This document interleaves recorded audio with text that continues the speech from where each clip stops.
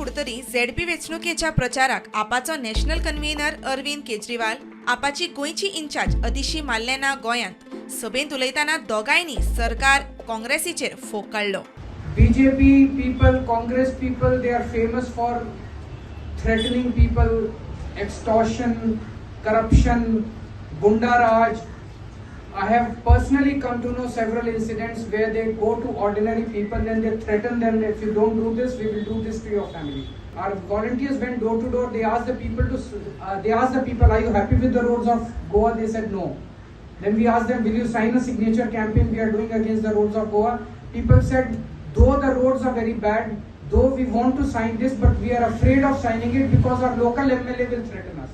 Today the roads of Goa are in very bad shape. 43,000 kilometers of Punjab roads are being constructed, world-class roads. 93% people of Punjab get their electricity bill zero every month. The electricity has become very expensive in Goa. Because all the BJP governments all across the country, even the central government, they keep crying that they don't have money, the governments are running in losses.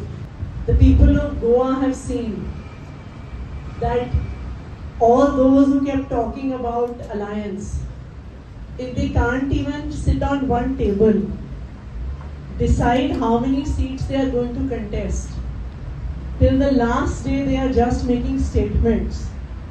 They are having friendly fights. If people can't even sit together and decide how they are going to contest, are they going to be able to run a government in the interest of the people? I mean, I have been following the news every day. Today we will decide. Today evening we will decide. Tomorrow morning. Every day the people of Goa would open the newspaper and think that aaj something will happen, but nothing did. If they were interested in providing credible governance, then they would have done it.